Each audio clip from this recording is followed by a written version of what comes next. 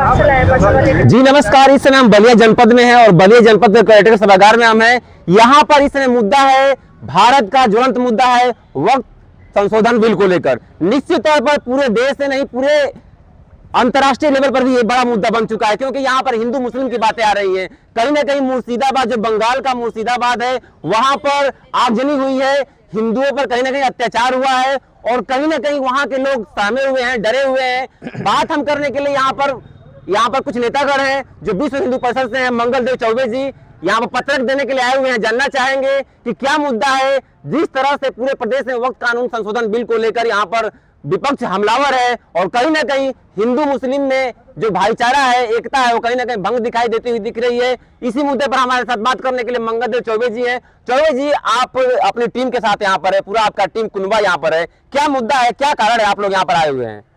जी, आपको बता दूं, आज विश्व हिंदू परिषद पूरे देश में सभी जिला केंद्रों पर पत्रक दे करके जिलाधिकारी के माध्यम से महामहिम राष्ट्रपति महोदय को हम सभी ने एक पत्रक सौंपा है। पत्रक में विश्व हिंदू परिषद ने जो प्रमुख मांग किया है, वक्फ बोर्ड संशोधन, एक बड़ा मुद्दा आज के समय में देश पे चल रहा है। सबको ज्ञात है कि उस पूरे मामले में, उसको संशोधन करने में या पूरे विषय में हिंदुओं का कोई योगदान नहीं था। वह सीधे सीधे एक स्पष्ट संवैधानिक प्रक्रिया थी और संवैधानिक प्रक्रिया के तहत समस्त सांसदों ने मिलकर उसको किया है। 11 अप्रैल को एक भीड़ निकलती है मुर्शिदाबाद में। निकलते इस नाम पर है कि हम जा रहे हैं, सरकार का विरोध करेंगे, वक्फ बिल का विरोध करेंगे, लेकिन निकलने के बाद जब वो टारगेट करते हैं तो समस्त हिंदू परिवार को टारगेट करते हैं। हिंदू घरों को जला दिया जाता है। जलाने से पूर्व उनके दिमाग में यह बात आता है कि आग को बुझा भी सकते हैं, तो जो वहां पानी का टंकी है, उस टंकी को उससे पहले तोड़ दिया जाता है। हजारों घरों में आग, सैकड़ों महिलाओं का सिलभंग किया गया, वहां से न जाने कितने परिवार पलायन हुए और ऐसा वीडियो वहां से आ रहा है। पलायन होते समय गाड़ियों पर जो लोग चढ़ रहे हैं, उसके ऊपर भी चढ़कर वे दंगाई उनके ऊपर भी हमला करने का प्रयास कर रहे हैं।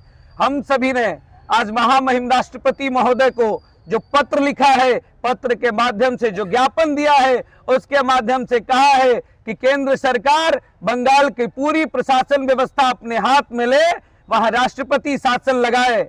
और विश्व हिंदू परिषद के माध्यम से, मीडिया के माध्यम से मैं चेतावनी देता हूं उन उपद्रवियों को कि जिस स्थान पे तुम बहुसंख्यक हो, तुम्हारा हमला हमने देखा है। हमारे वेद पुराणों में हमने माना है और हमने कहा है कि सठम साठ्यम समाज चरेत को लेकर हम सनातनी काम करते हैं। जिस दिन हिंदू समाज उग्र हुआ, जिस दिन हिंदू समाज उन बहुसंख्यक क्षेत्रों में अल्पसंख्यकों को खोजने लगा, उस दिन तुमको कोई पानी देने वाला नहीं मिलेगा। सारी बांग्लादेश और पाकिस्तान का जो छाती पर पीटते रहते हो, बार बार कहते हो, वे भी तुम्हारे सहयोग में खड़े नहीं होंगे। और आज विश्व हिंदू परिषद ने यह केवल अल्टीमेटम दिया है, यदि राष्ट्रपति शासन लागू नहीं होता है तो इसके बाद जब विश्व हिंदू परिषद समस्त हिंदू जनमानस के साथ, समस्त हिंदू संगठनों के साथ जब रोड पर उतरेगा, तो जो होगा इसकी पूरी जिम्मेदारी।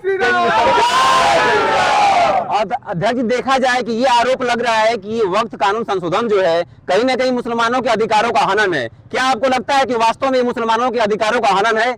मुसलमानों के अधिकारों का हनन किस विषय को लेकर के? ये जो मुसलमान जो विषय को समझ नहीं पा रहे हैं, उनको बरगला करके, मुसलमानों के जो छोटे लड़के हैं उनके दिमाग में यह बात डाल करके अभी हमारे प्रधानमंत्री जी ने एक बड़ा बैठक किया है।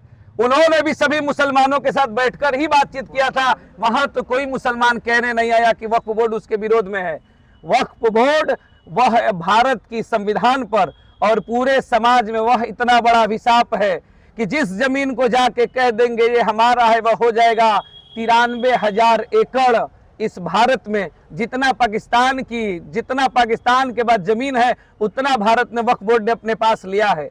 वक्फ बोर्ड की वो सारी जमीनें जो कि गलत तरीके से ली गई थी, सरकार अपने पास लेगा। और जो लोग राम मंदिर पे कहते थे कि हमको अस्पताल चाहिए, जो लोग राम मंदिर पे कहते थे स्कूल चाहिए, हम सब लोग उसी वक्फ की जमीन पे मंदिर और अस्पताल बना के देने का काम करेंगे।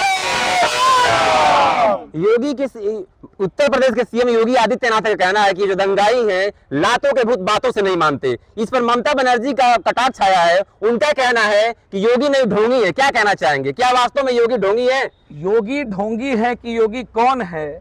ममता बनर्जी क्या जाने कष्ट, उनको तो ममता बानो हम सभी ने वैसे भी कह दिया था। जय श्री राम लिखने पर जिस समय उनको कष्ट होता था, इसी बलिया से हम लोगों ने 1 लाख पोस्ट कार्ड जय श्री राम लिख करके उनको भेजा था।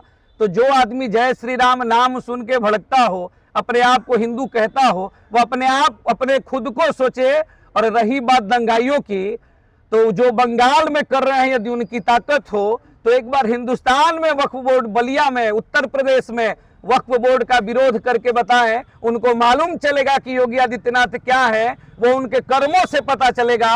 मुंह से कहने का कोई बहुत बड़ा विषय नहीं है।